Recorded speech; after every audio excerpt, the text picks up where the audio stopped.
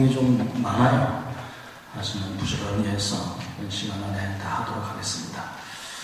법화경 요약집에 간단히 한번 보시면 개요를 한번 보시겠습니다. 부처님께서는 수왕화 보살의 질문을 통하여 법화경을 잘 실천하는 모범이 되는 보살로 야광보살의 전생의 법화경 실현의 예를 들어서 수행자들의 정진을 긍정합니다.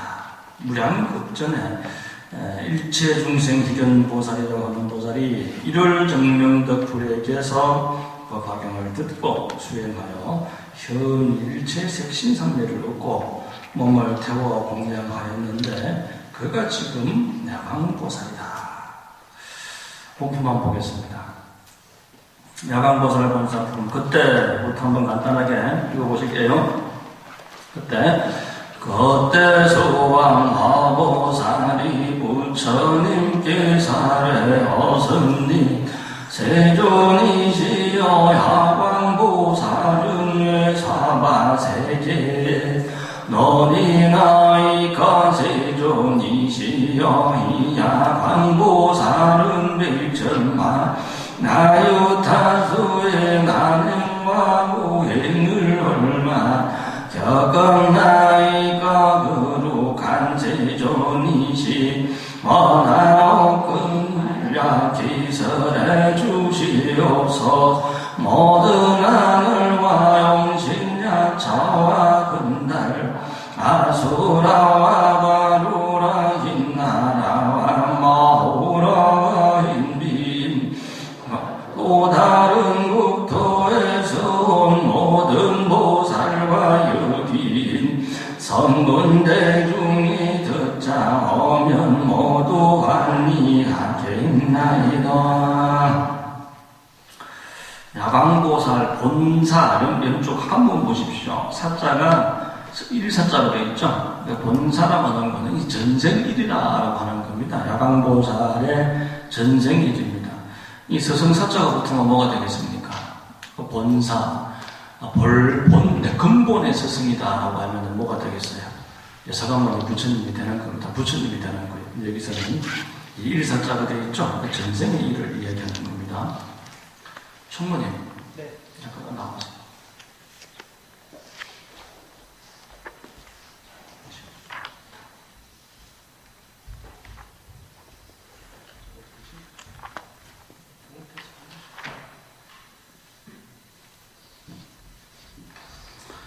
그때 수왕화보살이 부처님께 사례였습니다. 세존이시여 야광보살은 왜 사바세계에서 노리나이까? 야광보살은 중생의 병고를 벗어나게 해주는 그런 대표적인 보살이 야광보살입니다. 그 이름에서부터 여러분들 아실 수 있다시피 야광보살은 모든 중생에서 병고에서 벗어나게끔 해주시는 보살이 야광보살이죠. 왜 사바세계에서 논이나이까? 논인다라고 하는 건 뭐죠?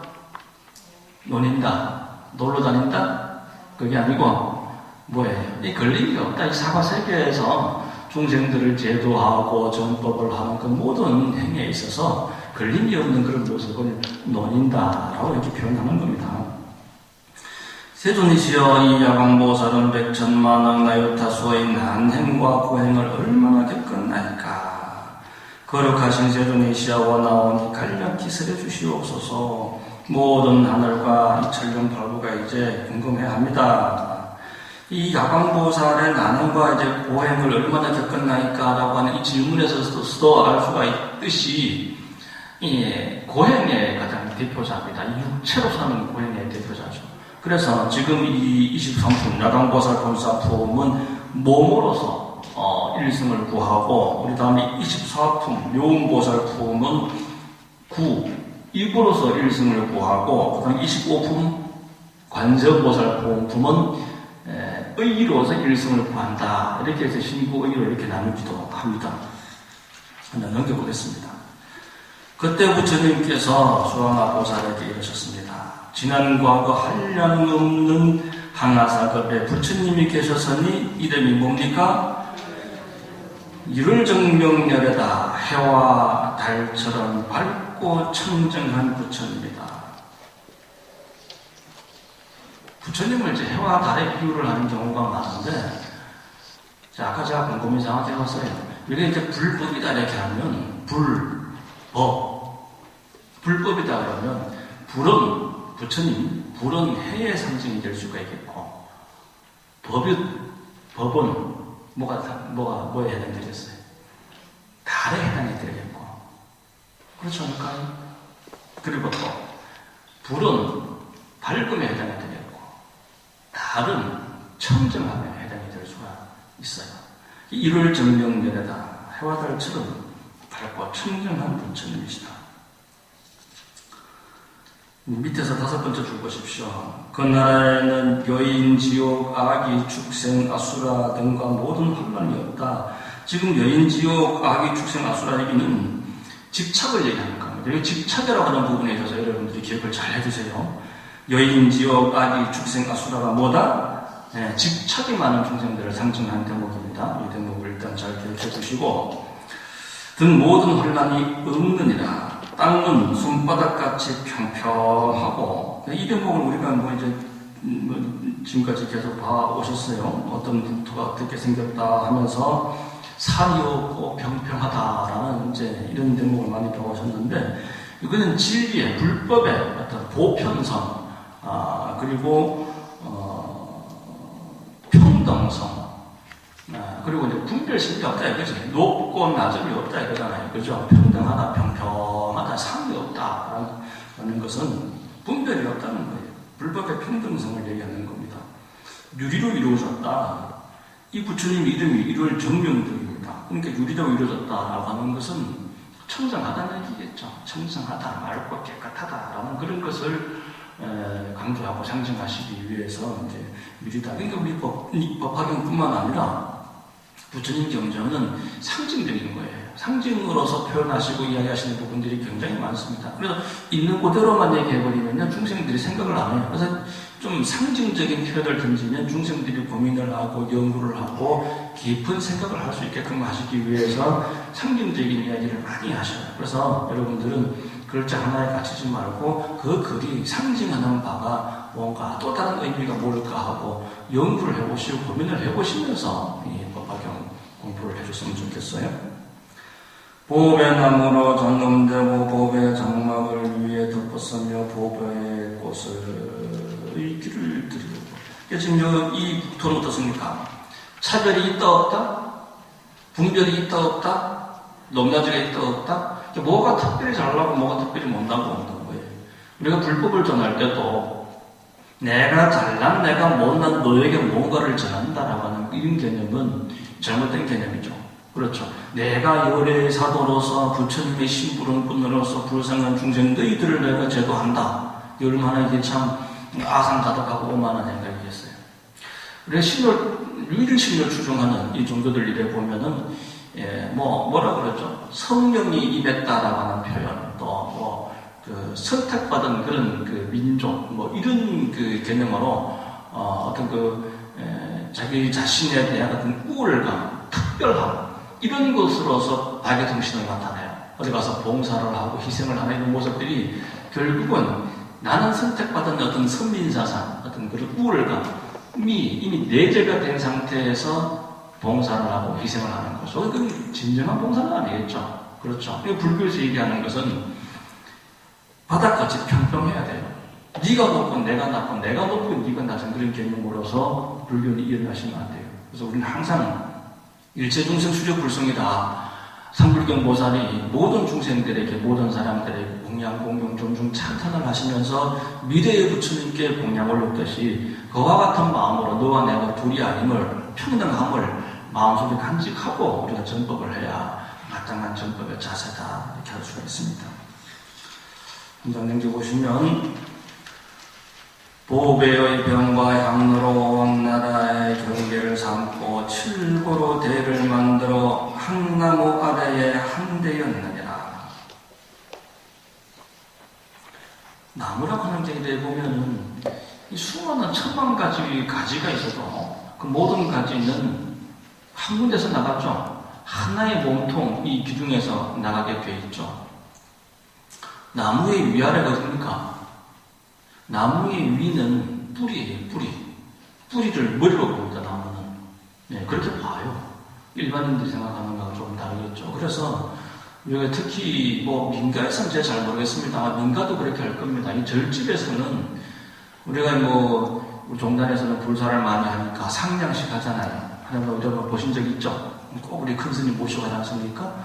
그때 보면 상냥보를 들어 올릴 때 이 상냥보에 이 나무의 위아래가 있습니다. 어디가 위라고요? 뿌리가 위에요. 그래서 대운대통 해가지고 한문으로 쫙 쓴단 말이죠. 대자를 어디에 써요? 뿌리에. 뿌리 붙었습니다. 아래 기둥부터 해가지고 대운대통. 그러니까 그게 머리예요. 머리는 하나지만 수많은 가지가 천만 가지가 있겠죠. 그죠? 그 수많은 천만 가지는 부처님의 방편설법이신 거고 하나의 기둥줄기는 일불성을 상징한다고 그렇게 얘기하면 되겠습니다. 수많은 봄의 나무가 있고 봄의 대가 있지만 결국 그 봄의 나무와 봄의 대는 일불성으로 가는 그런 것을 상징하는 모습이다라고 이제 생각하시면 되겠어요. 각 봄의 나무의 간격은 황화살의 사정거리이고 여기서 이제 황화살의 사정거리다라고 하는 게 천대대사께서는 뭐라 말씀하셨냐면은 그 부처님께서 제도하는 그 제도의 기간, 그 부처님 국토의 수명을 상징한다. 한 화살이 도달하는 그 거리, 이 간격, 이거. 그 화살을 하나 내가 있는 힘껏 잡아당겨가지고 저 멀리 뚝 떨어질 때, 그죠? 그 순간 그거만큼은 다 내 거예요. 내 힘으로. 그죠? 내 영역인 거예요. 어디까지 가서 떨어지든 간에 내 힘으로 떨어질 거죠. 그렇죠? 그러니까 그 부처님의 힘이고 그 부처님의 영향력이다라고 하는 것이죠. 이렇게 이 해석을 하시더라고요. 참, 이 천대대사께서 대단한 해안을 가르친 분인 건 맞는 것 같습니다. 이 모든 보배 나무마다 보살과 성문이 그 아래에 앉아있고 모든 보대 위에 각각 100억의 하늘이 있어 하늘 기약 울리고 부처님께 찬탄의 노래 불러 공양했느니라. 그때 그 부처님이 누구시죠? 이걸 정명덕불이죠. 그 부처님께서 일체중생 희견보살과 지금 이제 주인공이 나오셨어요. 일체중생 희견보살. 이제 야간보살의 전생입니다. 일체중생 희견보살과 여러 보살 및 성분들을 위해 법화경을 설하셨느니라.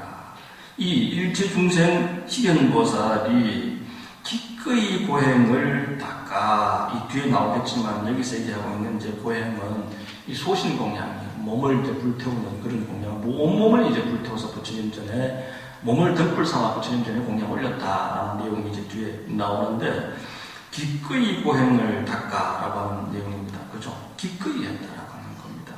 이게 할까 말까 고민해서 하는 것도 아니고 그냥 절거이 하는 거예요.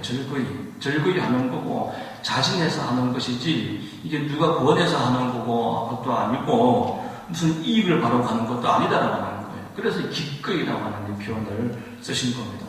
여러분들도 이 절집에 오셔가지고 수많은 신행을 합니다만은 그 신행을 부처님들이 기꺼이 하셔야 돼요. 기꺼이 해야 여러분들이 복을 받을 때도 기꺼이 아주 원만하게 원통하게 여러분들이 그 복을 받을 수 있는 것이지 할까 말까 고민하고 될까 말까 의심하고 하는 과정 속에서는 이 부처님의 법을 받아도 기꺼이 받을 수가 없겠죠. 이를 정명덕 불의 법 가운데에서 정진 경영해서 남장에 일심으로 성불하기를 구했는데 12,000년을 채운 후에 뭐를 얻었어요?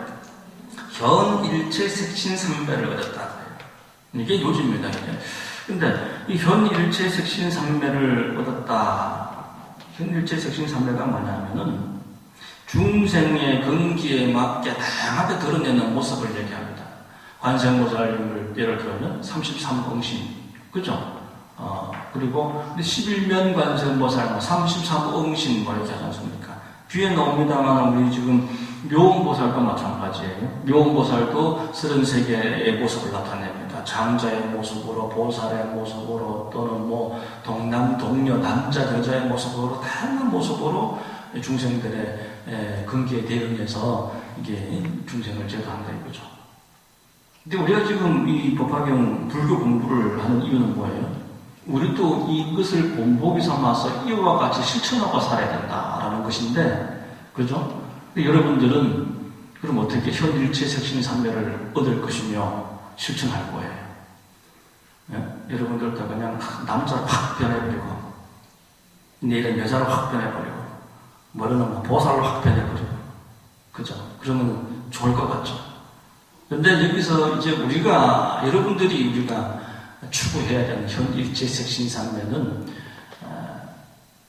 뭐냐 하면, 아이들이든지 또는 어른들이든지 남자든지 여자든지 뭐 매일마다 수많은 사람들을 여러분들이 대상을 하고 살 거 아닙니까? 그러니까 아이는 아이의 눈높이에서 아이를 바라보면 될 것이고, 처사님이 보살님을 상대를 할 때는 보살님의 어떤 그 마음에 맞춰서 상대를 하면 될 것이고, 보살님이 처사님을 상대를 할 때는 남자의 기준에 맞춰서 한번 생각을 해보면 될 것이고, 연세 많으신 우리 노인들, 어르신들을 만나실 때는 그 어르신들의 니도 나이 먹어봐라 그러잖아요. 그죠? 예. 나는 젊어봤다. 니는 늙어봤나 그러잖아요.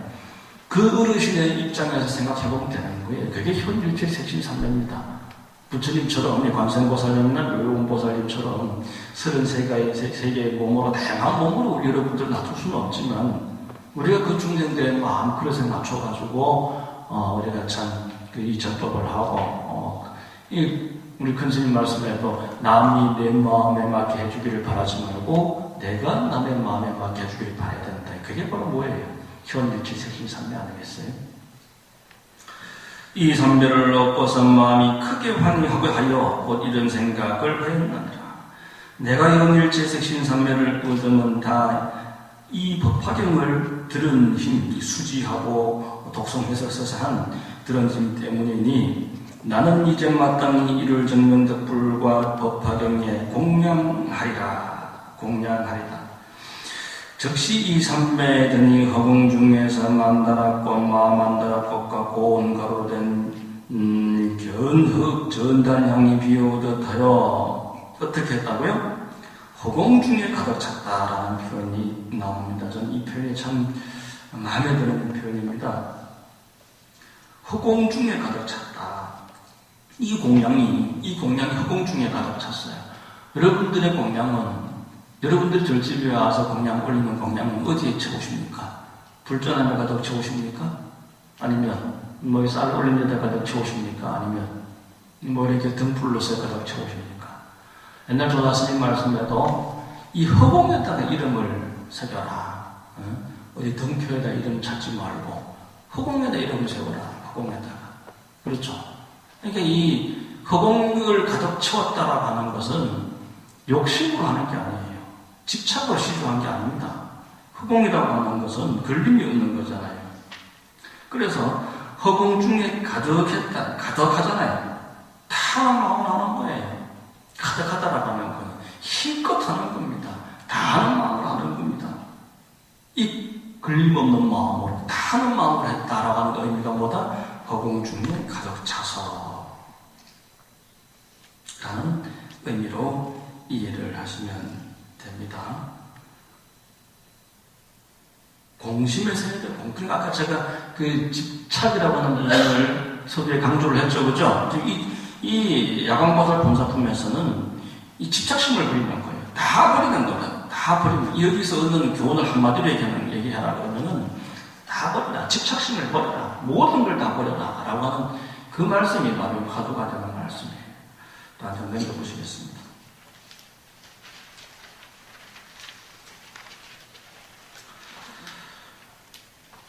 이 공양을 마치고 삼매에서 일어나 스스로 생각하여 말하기를 내가 비록 신통력으로 부처님께 공양하였으나 몸으로서 공양함만 갖지 못하도다. 하고 곧 온갖 향, 전단, 흑육, 도육가, 필력가, 침수, 고향 등을 먹고 여기는 여러 가지 이제 향과 이 향이 주로 향이죠. 다 향이죠. 또 천복 등 여러 꽃의 향유를 마시기를 1200년을 채운 다음에 향유를 몸에 바르고 이를 정명도 불 앞에서 하늘의 보배 옷으로 몸을 감고 여러 향유를 몸에 부어 흰 통역의 서원으로서 스스로 몸을 태우니 그 광명이 80억 항마사수의 세계를 부럽게 주었다. 그러니까 이제 그냥 지금 소신공양하는 거죠. 몸을 태우는 것이죠. 근데 그냥 몸을 태우는 것이 아니라 사실 이렇게 옛날 이야기들을 이렇게 보면은요, 속을 다 비워요. 소신공양하는 이야기들이 있지 않습니까? 보면 속을 다 비웁니다. 뭘로 비우냐면은 이 향물로 비워요. 물을 드시는데 그냥 드시는 게 아니라 이 속에는 이게 지저분한 게 들어있잖아요. 이 지저분한 걸 다 제거하기 위해서 그냥 맹물만 드시는데 향수를 드십니다. 그리고 이 몸에다가 이 향이 나는 그런 기름을 발라요. 온몸에다가 전신에다가. 이렇게 해서 보통 한 49일 정도로 갑니다. 그러면은 온몸에 있는 노폐물들이, 몸속에 있는 것들이 다 빠져나가죠. 다 빠져나가고 정말 앙상한 몸만 남습니다. 그러면서 49일 동안 매일 이제 기름을 바른 거 아닙니까? 향유를 발랐지 않습니까? 그리고 향수를 드셨지 않습니까? 그러고는 이제 마지막 날 몸에다가 이제 깨끗한 천을 감아요. 그리고 장작등 위에 올라가셔가지고 소신공양을 하게 이제 되는 겁니다. 그런데 지금 이 법화경에서 얘기하는 몸을 태우니라고 하는 이 대목은 이해를 잘 하셔야 됩니다. 여기서 얘기하는 몸이라고 하는 것은 집착과 번뇌 덩어리입니다. 여기 또 집착입니다. 이 몸이 바로 상징하는 바가 뭐다? 집착 덩어리입니다. 집착 덩어리. 그래서 몸을 태운다라고 하는 것은 번뇌와 탐욕과 집착을 모두 다 태워버린다. 이 육체를 통해 가지고 보는 것과 듣는 것, 맛보는 것, 촉감 느끼는 것, 이런 것들을 다 탐욕하고 집착했던 거 아닙니까? 중생들은 그 모든 것들을 다 태워버린다. 다 내려놓는다라고 하는 거예요. 이 소신공양을 이해를 잘못하면 안 됩니다. 정말 소신공양 제대로 하려면 조금 전에 제가 말씀드렸듯이 그런 긴 시간 동안에 오늘 내가 아직 이번 생 남은 생 그냥 소신공양하고 말아야지 하고 있는데 장작점을 준비해라 그러면 내일 그냥 불타버리는 게 아니고 그런 49일 정도 기간 동안에 철저하게 준비 기간을 가져요. 이 몸을 부처님 전에 공양을 올린단 말이에요. 그러니까 49일 동안 매일매일 향수로서 이 몸을 청정리하고 그 마지막 날에 부처님 전에 공양을 올리는 건데 이거는 한순간에 아직 하자 이런 마음 갖고 할 수 있는 게 아니에요. 그래서 우리가 소신공양을 하는 부분들이 가끔 역사상에 등장하지만 그분들은 제가 봐가지고는 이미 다 진짜 불보살들의 화십니다. 그 정도 소신공양할 정도가 되신 분들은 이미 소신공양 하시기 전에 집착권에 다 끊었을 겁니다. 하지만 중생들에게 보여주는 모습이 있기 때문에 상징성이 있기 때문에 당신 몸을 불사를 보실 뿐이지 그 불사람을 통해서 무엇을 얻는다, 뭘 바란다라는 그런 개념으로 이 소신공양을 하시지는 않았을 것이다 라고 하는 겁니다. 특히 법화경에서 얘기하고 있는 소신공양은 바로 몸을 태운다라고 하는 그런 내용은 여기서 몸은 뭐다? 번뇌, 망상, 탐욕, 집착으로서 그 모든 것을 다 끊는다, 내려놓는다라고 하는 의미입니다. 옛날 이대큰 스님께서요, 사람이 도를 닦으면서 개과천선해야 돼 라는 말씀을 하셨어요. 개과천선해야 됩니다. 개과천선이 뭐예요? 내가 지금 이 육신을 가지고 이 오타각세에서 탐욕과 번뇌 신물에 사는 이 삶을 천선하는 거예요. 천도하는 겁니다. 옮기는 겁니다. 어디로? 선으로. 그래서 이 모든 개과, 모든 과를 없애버리고 이 개과천선하는 겁니다. 그리고 또 환골탈퇴해야 된다. 도 닦는 사람은 개과천선해야 되고 환골탈퇴해야 된다는 말씀을 하셨습니다. 환골탈퇴가 뭐예요? 환골. 여러분들이 이제 다 그 피유 근고를 다 가지고 있잖아요. 이거를 이제 벗어나는 겁니다. 탈퇴해야 돼요. 탈퇴. 이 퇴를 벗어나는 겁니다. 그 옛날 큰 스님께서 환골탈퇴를 하려면은 우리가 이제 수행, 여러 수행이 있습니다만은, 우리가 좀 옛날 조화스님 당시 때부터 친견해 주시는 그런 약들도, 좋은 약들도 있어요. 뭐 피마자나 생강이나 구기자나 이런 것들도 있는데, 이 부처님 대명하신 약을 꾸준히 한 10년 정도, 10년 이상 이렇게 먹어도 환골탈태가 된다 하셨어요. 하루에 3번 약만 10년 이상 먹어도 환골탈태가 사람이 된대요. 부처님 약을. 그러니까 그 생강이든 피마자든 꾸준히 10년 이상 드셔보세요. 이게 부처님 증명하신 약이기 때문에 피를 맑게 한다고 해서 피마자고 사람을 생하게 만들어주고 강하게 만들어준다고 그래가지고 생강이잖아요. 몸의 병은 피마자, 마음의 병은 생강, 뭐 이런 쪽으로 많이 이제 대명을 내리시기도 하셨습니다만은, 어쨌든 오늘날 현대인들에게 정말 정신이 좀 나약해지고 또 몸에 안 좋은 것들이 많고 할 때는 건강한 사람들이 또 생강 피마자를 꾸준히 먹어주는 게 좋다. 10년 동안 꾸준히 먹으면은 환골탈태가 된다는. 그 약성이 뛰어나다라고 하는 것도 되지만 약성은 한 50%밖에 안 돼요. 약성은 50%밖에 안 되는 나머지 50%는 뭐겠어요? 정성이에요, 정성. 저도 한번 먹어봤습니다만은 10년이 뭡니까? 한 달 또 하루에 3번씩 먹는 거 한 달 채우기 힘들어요.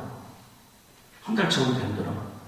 그만큼 이제 이게 환골탈태가 되기 위해서는 골을 바꾸는데 이 몸을 바꾸는 거 아닙니까? 몸을. 뼈를 바꾸고 태를 바꾸는데 환골탈태가 뭐 금방 되겠어요.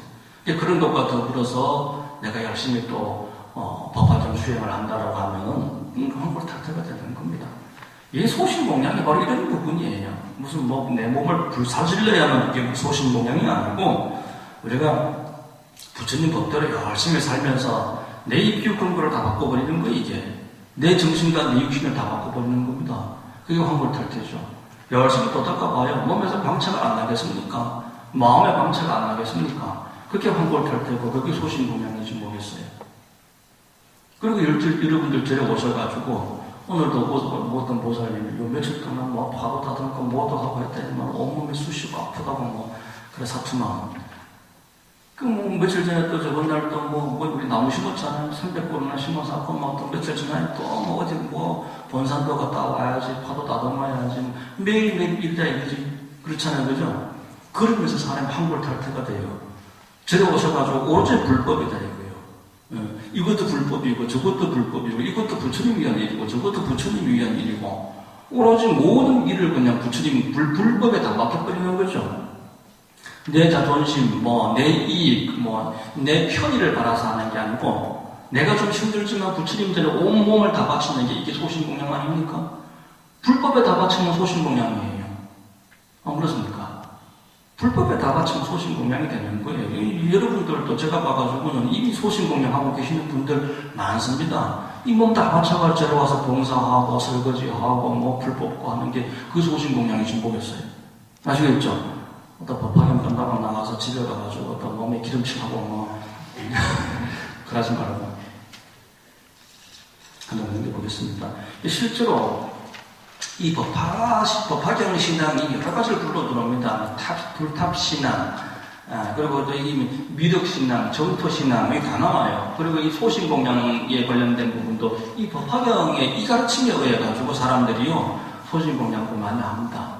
근데 옛날 이대큰 스님께서 또 뭐라 말씀하셨냐면은, 우리가 이제 불교 TV 같은 데도 이렇게 보면, 손에 이제 연비를 하신 분들도 있어요. 그렇죠. 그 연비 잘못하면 큰일 납니다.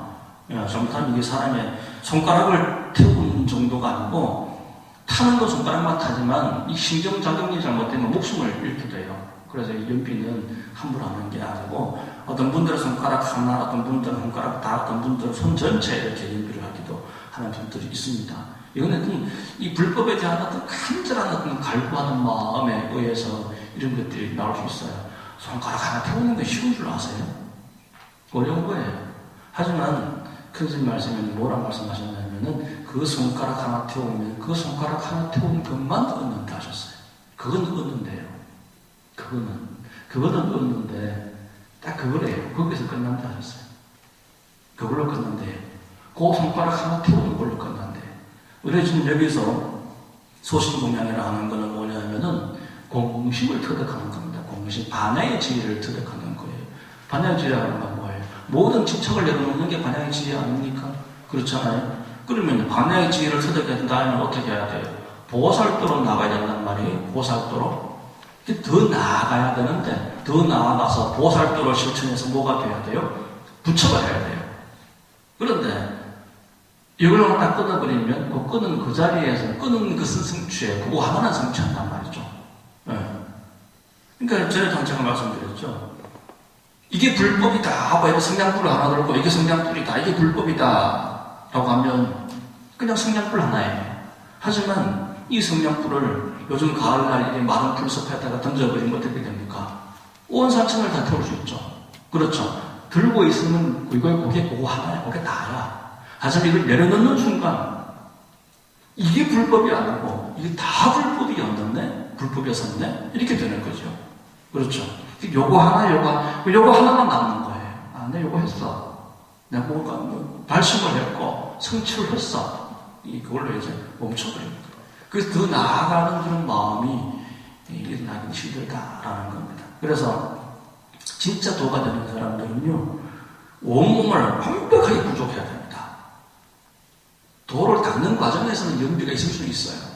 네, 소신이 있을 수 있습니다. 그러나 도가 다 이루어지는 상태에서는 부처님께서는 머리카락 하나까지도 완벽하셨던 분이에요. 30 이상 80 정도 해가지고 머리카락의 수염 하나까지도 완벽하셨던 분입니다. 어느 것 하나 빼놓는 게 없었어요. 손가락 하나도 남고 길고 짧은 것 하나 완벽하게 다 구족하신 분이 바로 누구다? 부처님이셔요. 그렇기 때문에 뭐 수행 과정에서는 그런 게 있을 수도 있겠지만 완성의 단계에서는 다 갖춰야 됩니다. 다 갖춰야 돼요. 하나 모자라면은요, 마음 하나 모자라는 부분이 생길 경우가 많아요. 거기서 그렇지 않은 부분들도 있겠지만 어지간한 중생들은 목 하나 모자라면 마음 한 구석이 모자랄 수밖에 없는 그런 영향이 많더라고 하는 거예요. 그래서 소신공양 이런 부분들은 이 함부로 할 게 아니에요. 어디까지 했어요? 자, 1065페이지 그 중에 제일 위에 보시면 그 중에 제불께서 동시에 찬탄하여 말씀하시되 훌륭하고 장하다 선담자야 이는 참정진이며 이는 참된 방법으로 여럿게 공양하는 것이다. 지금 소신 공양 올렸습니다. 몸을 불태웠습니다. 그렇죠? 몸에 향유를 바르고 향물을 드시고 이런 오랜 기간을 통해 가지고 소신 공양을 하셨어요. 그런데 이 부분을 가지고 부처님께서는 진법 공양이라고 해서 참된 공양이라고 해요. 왼쪽에 한번 보시면 제불께서 동시찬은 하사대 선제 선제라 선담자야 신은 진정진이며 시명 진법 공양이라 이렇게 되어 있어요.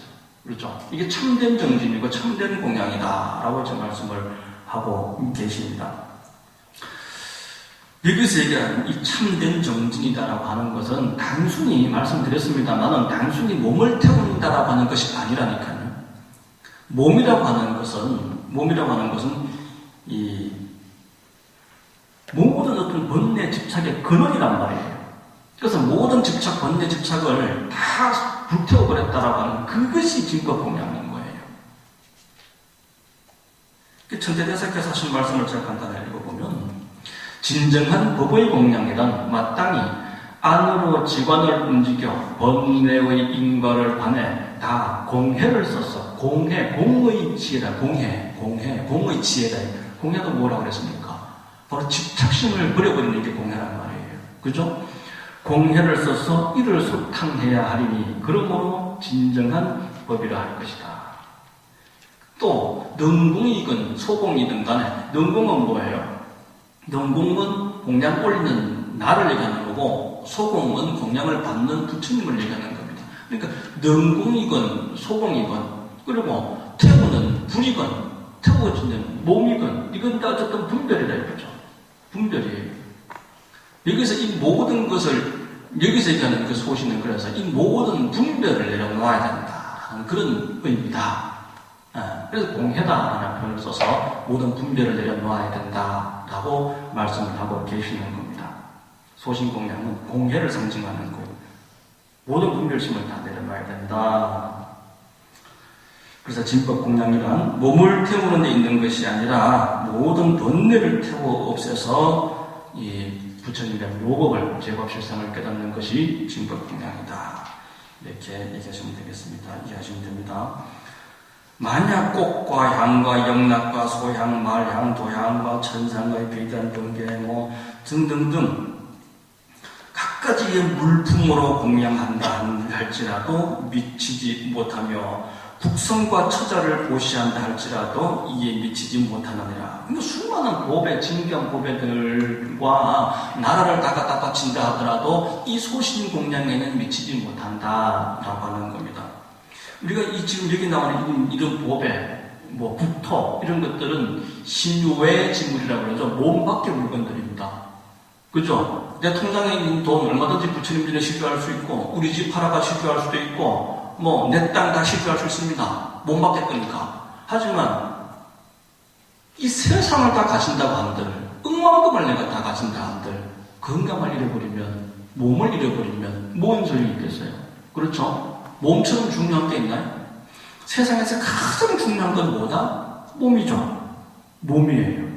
이 지구 천지보다도 이 우주를 다 준다고 한들 이 몸을 잃어버리면 뭔 소용이 있겠냐 말이죠. 그래서 이런 억만금의 시주보다도 더 중요한 게 뭐다? 바로 몸이다, 몸. 근데 몸을 상징하는 게 뭐다? 이 번뇌 집착이기 때문에 몸을 버려라. 번뇌 집착을 버려라. 벗어나라. 이것이 진정한 공양이다. 이렇게 지금 말씀하고 계시는 겁니다. 그 밑에 줄 보시면 선남자야 이를 제1의 보시라 하리라. 모든 보시 중에서 가장 존귀하고 최상이 법으로서 모든 여배를 공양하기 때문이다. 이 말씀을 하시고는 각각 잠잠히 계셨으니 그의 몸이 1200년간 불타고 그 후에 그 몸이 다 하였느니라. 그 밑에서 여기서 7번째 줄 보시면 다시 부지런히 크게 정진하여 그걸로 끝난 게 아닙니다. 다시 화생을 했어요. 화생해가지고 정득관계에 화생을 하죠. 화생을 해서 다시 부지런히 크게 정진하여 사랑하는 몸을 버려 세존께 공양하니 무상해를 구하기 위함이었나이다. 이계성월서라고 아버지께 말하였나이다. 근데 뒤에 한번 쭉 한번 읽어보시면 됩니다. 근데 지금 이거 보시면 무상해를 구하기 위하였다. 그러니까 내가 소신 공양을 하고 이 부처님 전에 어떤 공양을 올리든지 간에 그 공양 올리는 이유는 뭡니까? 무상해를 얻기 위함이에요. 그냥 사업 잘 되고 성진 잘 되기를 바라는 게 아니라 모든 번뇌, 망상, 탐진치, 삼욕심과 오욕락을 다 버려서 부처님의 무상이니까 더 이상이 없죠. 부처님의 지혜를 무상해라고 그러지 않습니까? 무상해를 얻기 위함이다. 그래서 이 소신공양에 뭘 보여주고 뭘 과시하고 뭘 뻗고 이런 개념은 아닙니다. 소신공양이라고 하는 것은 그냥 불법에 부처님 법에 감사한 마음의 어떤 호현 이런 것으로 보시면 돼요. 우리가 지금 이 반야심경을 여러분들이 공부를 했으면 금강경을 공부를 했으면 이 공에 대해서 여러분들이 이해를 하시면 이 부분들이 훨씬 더 이해가 쉽게 될 겁니다. 반야심경에 보면은 무지 영무덕 있죠. 무지 치제도 없다. 치제가 없대요. 영무덕이라 얻을 게 없다. 고로 영무덕 이무소덕고 고로 얻을 것이 없는 고로 반보리살타의 반야바람이다 이렇게 되죠. 보살이 의지한다. 얻을 것이 없는 거로 보살이 의지한다. 어디에 의지해요? 어디에 의지합니까? 반야바람이다에 의지한다. 이무소도 없고 무지 영무도 그쵸? 지혜도 없고 얻을 것도 없고 이무소도 없고 얻을 것이 없는 고로 얻을 것이 없어. 다 공한 거예요. 다 공하지 않는 건 있는가요? 모든 건 다 공이 암만 잘나고 뛰어난 것들도 다 공하지 않아요. 어디에 의지할 거예요? 어디에도 의지할 바가 아니 돈에 의지할 거예요, 명예에 의지할 거예요, 내 육체에 의지할 거예요, 누구한테 의지할 거예요? 다 무너지고 공해지는데 이무소득의 얻을 바가 없다 이거예요. 그러므로 보리살탑의 보살이 의지하는 바가 어디다? 반야바라밀타다 이거예요. 공해에 의지한다 이거예요. 공예 지혜에 의지한다 이거예요. 반야바라밀타 고심 무가예요. 고로 고심 마음이 없어요. 무가에 걸림이 없는 거예요. 고심 무가이라고 해요. 마음에 걸림이 없어요. 무유공포라고 하잖아요. 공포심이 없는 거예요. 왜? 걸림이 없으니까. 마음에 걸림이 없으니까. 얻을 것도 버릴 것도 아무것도 없는 그런 경지에서 공포스러울 게 뭐가 있겠어요? 그죠? 무유공포 원리전도봉사. 뒤바뀐 환상을 다 멀리 영원히 없애버린다 이거 아닙니까? 그죠? 이게 바로 공예에서 나오는 거예요. 집착심을 버린 데서 나오는 거죠. 네.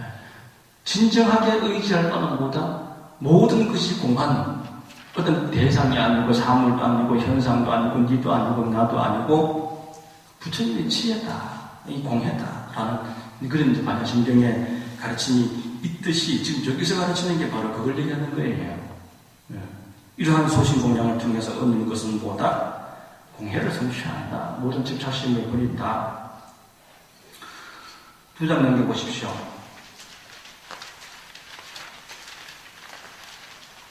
밑에서 5번째 줄 보시면 선남자야 내가 불법을 너에게 부촉하여 이게 부처님께서 이제 일체중생 희견보살에게 이제 부촉하고 계시는 겁니다. 내가 불법을 내게 부족하여 여기서는 진짜 일체중생 희견보살이 여러분들을 대신해서 나와 계시는 거예요. 그렇죠? 그럼 여기서 선남자야 그러면 여러분들은 당연히 이해해야 되겠죠.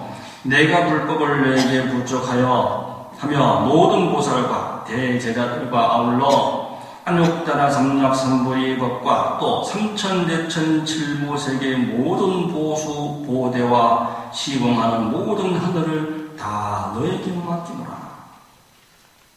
여러분들 장자궁자 비유 기억하십니까? 장자궁자에 보면은 이 궁자를 부처님께서 이 성주가 아버지가 데리고 들어와가지고 똥치는 것부터 시작해가지고 결국은 그 어마어마한 궁정과 모든 신기한 모배를 다 남김없이 다 아들에게 물려주시죠. 이게 이제 부처님이라는 말이에요. 부처님은 당신이 가진 모든 걸 다 그냥 다 물려주십니다. 세계에 수많은 종교가 있지만 그 신이 가진 걸 중생에게 다 보여주시고 다 물려주시는 종교가 어디 있습니까? 불교밖에 없죠. 지금 보십시오. 또 좀 그 말씀 아십니까? 이 삼천대천 세계를 내가 너에게 다 물려주겠다. 그 말씀이시잖아요. 얼마나 멋진 말씀이십니까? 이게 바로 수기예요. 복전이며 부촉입니다. 내가 너희들에게 부촉한다. 내가 너희들에게 수기한다. 다 너에게 맡긴다. 라는 거 아닙니까? 그래서 여러분들은 사리불이 종불고생, 종법허생 해가지고 이제서 내가 참으로 부처님의 아들인 줄 알겠나이다. 법의 유산을 내가 이미 물려받은 줄 알겠나이다. 라고 하니까 나를 얻었듯이 부처님께서 이미 여러분들에게 이와 같이 삼천대천 세계를 여러분들께 다 물려주신 거죠. 이미 물려주신 거죠. 그렇죠. 예. 그래서 이 말씀처럼 여러분들에게는 이미 삼천대천 세계가 다 부처님께서 물려주셨어요. 그리고 다 부족하셨습니다. 그래서 여러분들은 부처님 주신 바를 깨닫고 잘 써먹으시면 되는 거예요. 이 지금까지는 이거 공을 얘기하는 겁니다. 내려놓는 거, 공을 얘기했다는 거예요. 한 장, 2장 넘겨보십시오. 1075페이지 보시면 다섯 번째 줄 보면 내가 비록 이같이 공양해서나 공물을 터득했어. 뭐 집착심을 다 내려놨단 말이에요. 진법 공양했잖아요. 모든 집착을 다 내려놨잖아요. 이와 같이 공양해서나 마음에 흡족하지 않았어요. 공이 다가 아니잖아요. 공 다음에 뭐예요? 가 다음에 뭐예요? 중. 그러니까 내 이제 다시 사리에 공양하리라. 곧 모든 보살과 대제자들과 하늘 용야차 등 일체 대중에게 말하였습니다. 여러분들은 마땅히 일심으로 염하시오. 나는 지금 이를 정명덕불의 자리에 공양하겠습니다. 이 말을 하고 나서 곧 84,000탑 앞에서 백복으로 장엄된 자기 팔을 태워, 백복으로 장엄된 자기 팔을 태운다는 거예요. 그냥 이 팔을 태우는 게 아니에요. 이 손으로, 이 팔로 얼마나 많은 장엄한 일을 했겠습니까? 여기다가 뭐 금반지 끼고 은반지 껴가지고 장엄된 게 아니란 말이에요. 이 손으로 절집에 가가지고 불도 뽑고 나무도 심고 설거지도 하고 얼마나 많은 일을 했겠어요. 이 백복으로 장엄된 게 그런 상징적인 이야기지, 그냥 무슨 보석 불렀다고 되는 게 아니란 말이에요. 백복으로 장엄됐다. 장엄된 자기 팔을 태워 72,000년간 공양함으로써 성문을 구하는 수 없는 대중들과 한량 없는 아상지의 사람들을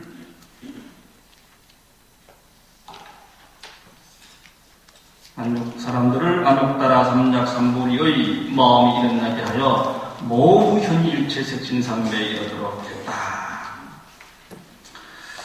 그때 모든 보살과 하늘과 사람과 아수라 등이 그의 팔이 없음을 보고 소신공양해버렸잖아요. 근심하고 슬퍼하여 이 일체 중생 이견 보살은 우리 스승인데 우리를 교화하실 분인데 지금 팔을 태우셔서 몸이 부족하지 않으시도다 했단 말이에요. 때 일체 중생 이견 보살이 대중 가운데에서 이렇게 서원하였습니다. 내가 두 팔을 버렸으니 반드시 부처님의 금빛 몸을 얻으리라. 만약 이 일이 진실이라면 나의 두 팔은 다시 예전과 같이 되리라. 이 서원을 마치니 저절로 예전과 같이 팔이 다시 되돌아왔어요. 이 대목을 뭘 얘기하냐면 이건 중을 얘기하는 거예요. 중. 팔이 원래대로 되돌아온 게 이건 중을 얘기하는 거예요. 그리고 백복으로 정된 자기 팔을 태웠잖아요. 이건 가를 얘기하는 겁니다. 이게 다시 되돌아온 게 중을 얘기하는 거예요. 그래서 소신공양이라고 하는 것은 번뇌를 다 태우는 공이고, 번뇌는, 그러니까, 연비는 이제 몸의 일부를 태우는 게 연비죠. 손가락을 태우는 게 연비입니다. 연비는 이미 번뇌의 몸을 인정한 거예요. 번뇌적 벌인 겁니다. 중생적 부처인 거예요. 그 단계까지 이제 한 단계 올라가는 거죠. 끊을 번뇌에다가 없는 거예요. 무지라니까요. 지혜조차도 없다니까요. 영무득이라니까 얻을 게 없다니까요. 그러니까 공을 완전히 이제 터득한 겁니다. 몸을 다 버리고 나서 그 다음에 지금 두 번째 하는 게 연비잖아요. 그죠? 어찌 보면은 모르는 사람들 보면 거꾸로 됐지. 손가락 먼저 태우고 그 다음 몸을 태워야 되잖아요. 근데 반대. 몸을 먼저 태우고 그걸로 부족하다. 그래서 손가락을 태우잖아요. 팔을 태우잖아요. 그죠? 그러니까 몸을 태우는 것은 뭐다? 집착심을 다 내려놓는 공이고, 그 다음에 팔을 태우는 건 뭐다? 몸을 번뇌망상으로 몸을 인정하는 거예요. 그러면 몸에 대해서 자유자재하다라고 하는 거죠. 번뇌망상으로부터, 집착으로부터 자유자재하다라고 하는 거예요. 그게 백복으로 장엄됐다라고 하는 표현입니다. 이게 이제 가를 상징하는 거고, 이것이 다시 태운 것이 다시 살아났잖아요. 이건 중도를 얘기하는 거예요. 그래서 이 공이라고 하는 부분과 그리고 가라고 하는 부분과 마지막 이 자유자재한 중도까지 공과 중의 모습을 여기서 지금 다 보이고 계시는 겁니다.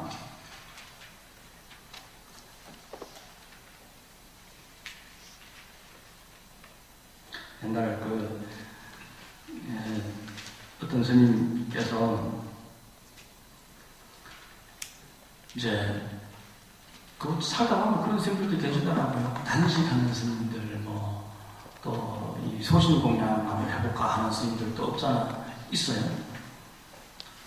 사람마다 다릅니다. 큰 스님께서 몸 말씀하셨다 해가지고 그게 모든 사람에게 다 적용되는 건 아니에요. 하지만 참고적으로 옛날 제 기억에 어떤 분이 단식을 하면서 수행해보려고 단식을 한번 해보면 전 단식을 해본 적이 없어요. 그러나 제 주변에는 49일씩 단식하신 분들이 계셔요. 물만 마시고 49일 동안 해보신 분들도 계시는데, 근데 그런 분들 얘기 들어보면 어느 순간 정신이 그렇게 뽀릇해진대요.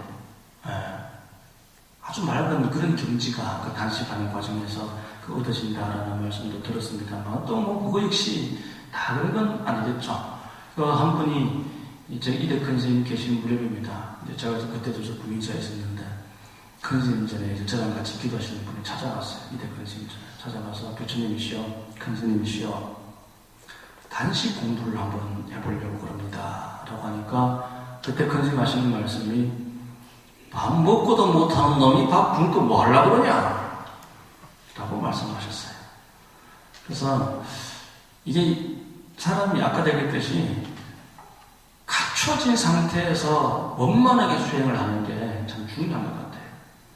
지금 우리 큰 스님께서도 수행이 보기 좋아야 돼라는 말씀을 늘 하시거든요. 도 닦는다고 폼나게 도 닦는 거 그거 덜 좋습니다. 도인이 표가 나는 것 같아요.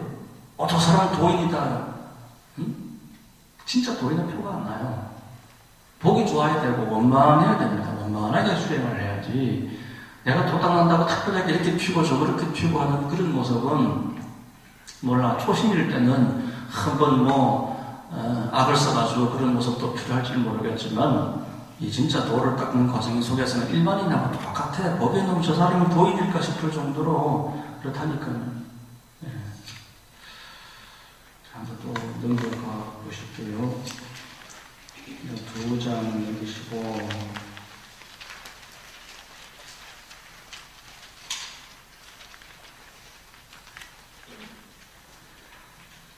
81페이지 폈죠?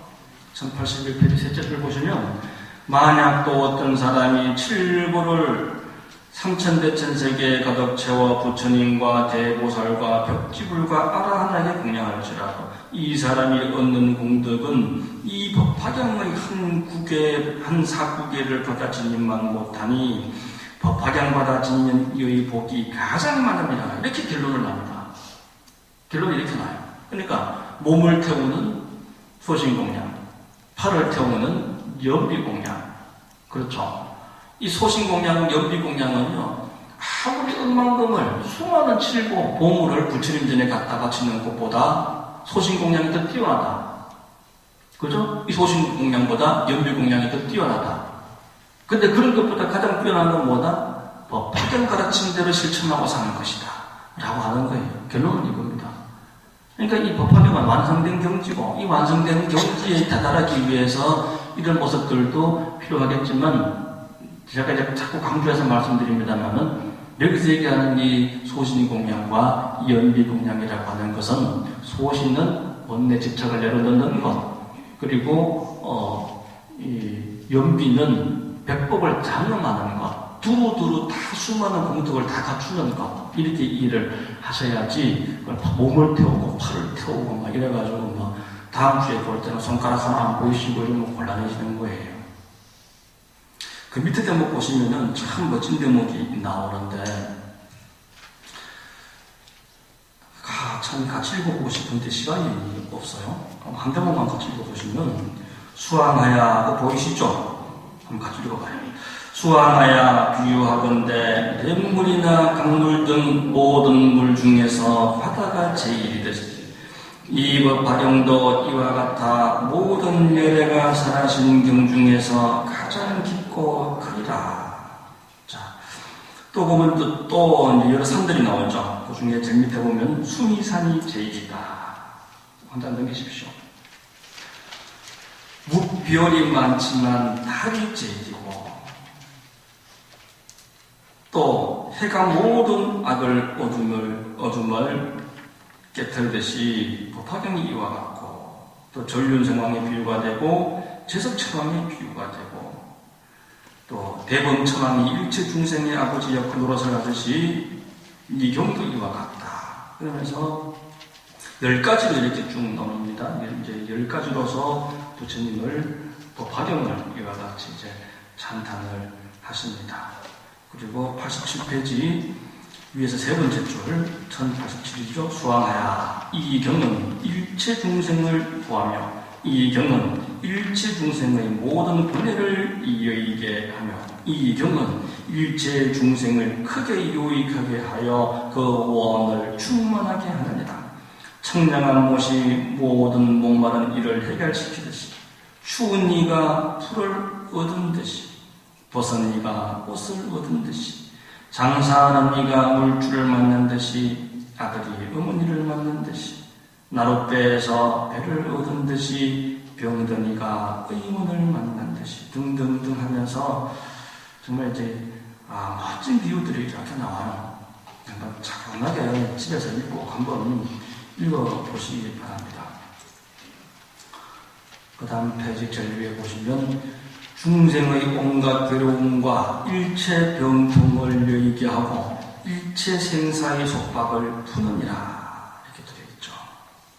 일체 생사의 속박을 다 풀어요. 부처님 생과 사의 속박에 다 갖춰져 있잖아요. 중생들은. 근데 부처님께서는 이 법화경의 가르침이야말로 모든 생사의 속박을 풀고 생사를 초월하게 만드신다.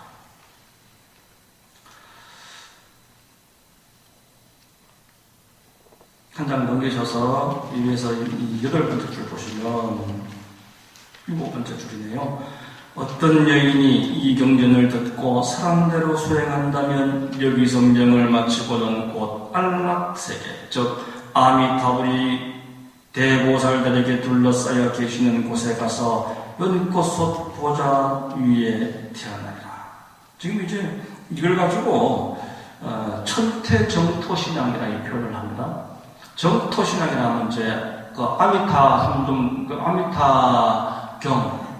무량수경 이렇게 해가지고 아미타불을 열심히 부리면 나중에 아미타 부처님이 계시는 극락광생할 수 있다라고 하는 내용들인데, 여기서 아미타 부처님이 등장합니다. 극락세계가 등장해요. 법화경을 열심히 수행하면은 그 인연대로, 그 원대로 토솔천에 태어나실 수도 있고 극락세계에 태어나실 수도 있고, 무엇이 될 수 있는 게 바로 이 법화경 가르침대로 수행하는 것입니다. 그래서 요 대목, 요 한 대목이 바로 천태정토신앙이라고 해가지고 천태종을 믿는 사람들이, 법화경을 믿는 사람들이 나무아미타불, 나무아미타불 이렇게 수행하는 분들이 많고 하나의 신앙의 형태가 되는 부분이 있어요. 그죠? 천태종에서 나무아미타불 한다라고 하는데 조금 생소한 부분도 없지 않아 있죠? 그런데 요 대목 때문에 그렇습니다. 바로 이 대목 때문에. 예. 근데 이거는 법화경의 위신력이 가만큼 거예요. 극락세계에 갈 수도 있고 토솔천에 갈 수도 있고 부처가 될 수도 있고 그런 거 아닙니까?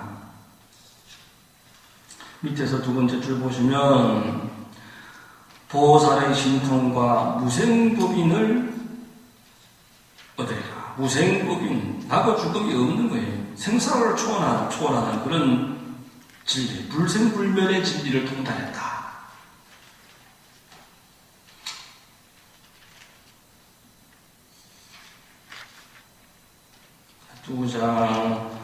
석장 넘겨보십시오. 제일 가운데 줄 보시면 97페이지입니다. 제일 가운데, 왜냐하면 이 경은 사바세계의 사람들 병에 좋은 약이 되기 때문입니다. 만약 사람이 병이 들었을 때 이 경을 들으면 병이 곧 사라지고 늙지도 않고 죽지도 않으리라. 좀 기가 막힌 말씀입니다. 여러분들 이 법화경 신앙 열심히 하면 그냥 서울대 병원 갈 필요도 없고 안 늙어 죽으실 거예요. 왜? 무생법인을 깨달으면 그래야 되는 거예요. 무생법인이 뭐예요? 무생. 남이 없는 거예요. 아직 남이 없는 진리를 깨달으면 어떻게 되겠습니까? 죽음이 없는 거 아닙니까? 지금 우리 소신공양이라고 하는 게 그러잖아. 이미 다 버린 거예요. 다 내려놨어요. 모든 집착과 모든 번뇌를 다 내려놓은 겁니다. 몸이다, 마음이다, 니다, 내다, 높고 낮은 모든 걸 다 내려놨는데 어디에 병이 들 거예요? 다 내려놨는데, 다 버렸는데 어디에 병이 들 거예요? 다 내려놨는데 뭐가 늙을 겁니까? 그렇지 않습니까? 생사를 초월했는데 죽음이 어디 있겠어요? 그러니까 무생법인을 깨달으면 법화경을 통해서 이 지혜를 얻으면, 이 우리가 조화스님 그거에도 보면 무한생명의 자체 구현이다. 무한생명, 명생 아닙니까? 늙고 병들고 죽지 않는 법이 무한생명이잖아요. 그걸 어떻게 한다고요? 자체 구현하는 거예요. 부처님께서 주시는 게 아니라 이미 부처님께서는 아주 오래전에 이 세상 천지 모든 중생들에게 다 주셨단 말이에요. 고루고루 평등하게 다 나눠주셨단 말이에요. 이걸 찾았으면 영원토록 내가 생사를 초월한 자리에 살 수 있는 겁니다. 한 장 넘기십시오. 제일 밑줄에 보시면 이 사람은 머지않아 반드시 풀을 취해 도량에 깔고 앉아서 모든 마분을 파고 벚구둥을 불며 대법거를 쳐서 일체 중생을 늙고 병들고 죽는 고해에서 제도하여 해탈케 하리라. 모든 풀을 취해서 도량에 깐다는 얘기는 뭐죠? 서가모니 부처님의 이제 비유를 해서 말씀하시는 겁니다. 부처님께서 수행을 하실 때 보리수 나무 밑에 딱 마지막으로 앉아 정전을 하시잖아요.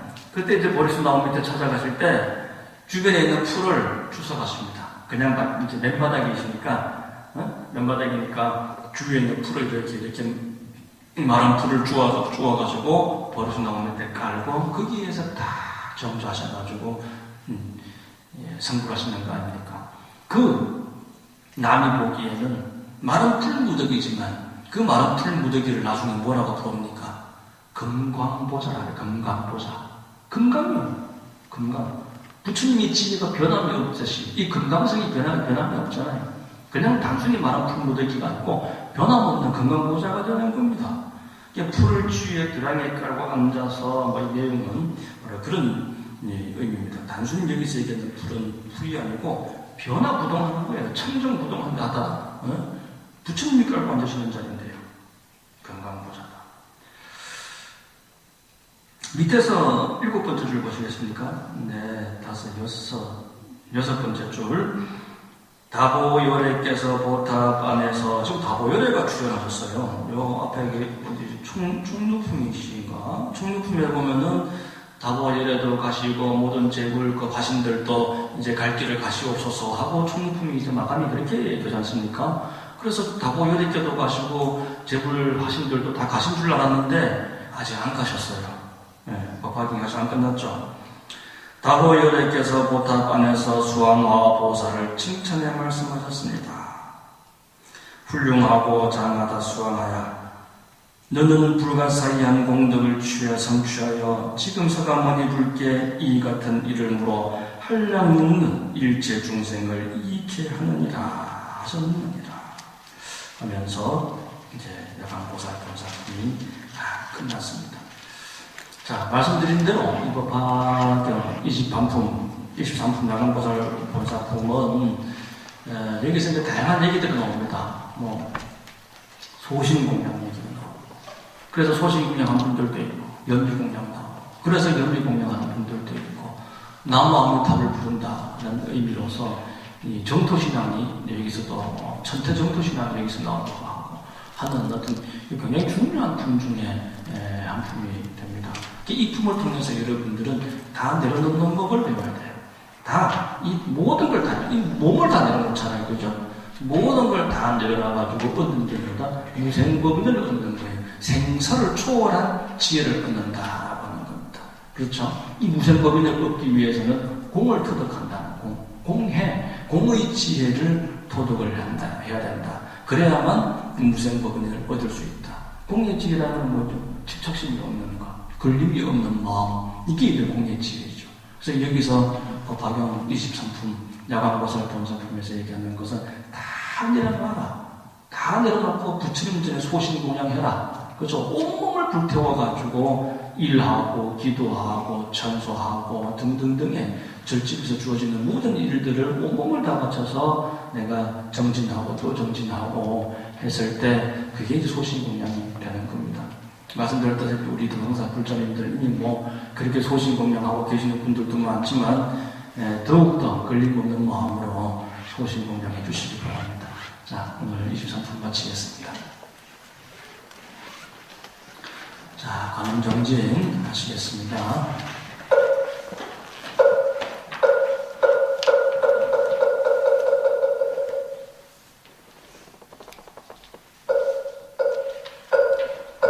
나무온시현 흘려공진대자 대비관 관세음보살